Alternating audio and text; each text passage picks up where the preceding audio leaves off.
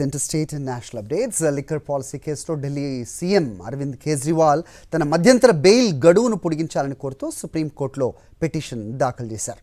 తనకు తీవ్రమైన ఆరోగ్య సమస్యలు ఉన్నాయని పిటిషన్లో పేర్కొన్నారు. 7 కిలోల బరువు తగ్గటం, కీటోన్ స్థాయిలు పెరగటంతో పీఈటీ, సిటీ స్కాన్, ఇతర వైద్య పరీక్షలు చేయించాలని వైద్యులు సూచించారని తెలిపారు కేజ్రీవాల్.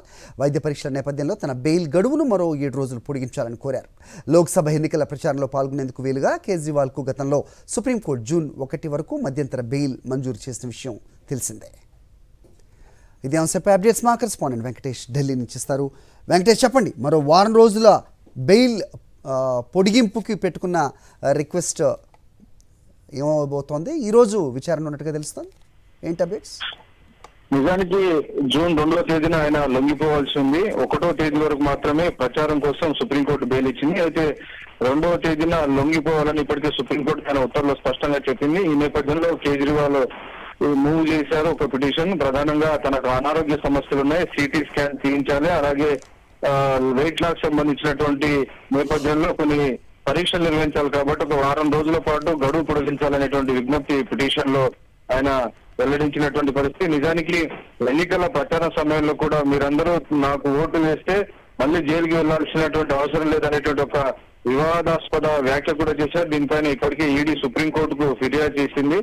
ఈ నేపథ్యంలో తాజాగా ఆయన తన మధ్యంతర బెయిల్ గడువును పొడిగించాలనే విజ్ఞప్తి చేయడం మాత్రం రాజకీయాల్లో చర్చనీయాంశంగా మారింది. దీనిపైన సుప్రీంకోర్టు ఎలాంటి నిర్ణయం తీసుకుంటుందని మనం వేచి చూడాలి. నిజానికైతే సహజంగా గతంలో చూసినటువంటి తీర్పులు కనుక చూస్తే మెడికల్ ఇష్యూస్ కానీ అనారోగ్య సమస్యలు వచ్చిన సందర్భంలో కోర్టులు కొంత సానుభూతి చూపిస్తున్నాయి, ఆ మేరకు కొంత పొడిగింపు ఇస్తున్నాయి. కాబట్టి ఆ కోణంలో సుప్రీంకోర్టులో అరవింద్ కేజ్రీవాల్ పిటిషన్ దాఖలు చేశారనేటువంటి ఒక చర్చ న్యాయవాదుల వర్గాల్లో జరుగుతుంది. సో సుప్రీంకోర్టు ఎలాంటి నిర్ణయం తీసుకుంటుందన్నది మనం వేచి చూడాలి. ప్రస్తుతం కేవలం సుప్రీంకోర్టులో కేవలం 2 బెంచ్లు మాత్రమే నడుస్తున్నాయి. సుప్రీంకోర్టు సెలవుల్లో ఉంది, కేవలం 2 వెకేషన్ బెంచ్లు మాత్రమే ఉన్నాయి. సో నిజానికి అరవింద్ కేజ్రీవాల్ కు బెయిల్ ఇచ్చింది జస్టిస్ సంజీవ్ ఖన్నా ధర్మాసనం. కానీ ప్రస్తుతం ఆయన సెలవులో ఉన్నటువంటి నేపథ్యంలో వేరే జడ్జి ముందుకి కేసు వెళ్ళబోతుంది. సో ఆయన ఎలాంటి నిర్ణయం తీసుకుంటారన్నది చూడాల్సి ఉంది. హెల్త్ గ్రౌండ్స్ మీద ఇచ్చే అవకాశం ఉంటుందనుకోవచ్చా? గతంలో ఉన్నటువంటి తీర్పులు కనుక పరిశీలిస్తే హెల్త్ గ్రౌండ్స్ లో మెడికల్ ఇష్యూస్ కనుక వచ్చిన సందర్భంలో కొంత కోర్టులు కూడా సానుభూతి చూపిస్తున్నటువంటి పరిస్థితి. కాబట్టి ఆ మేరకు ఆ అవకాశం ఉందనేటువంటి ఒక ఆశతోనే అరవింద్ కేజ్రీవాల్ ఈ పిటిషన్ దాఖలు చేశారని మనకు అర్థమవుతోంది.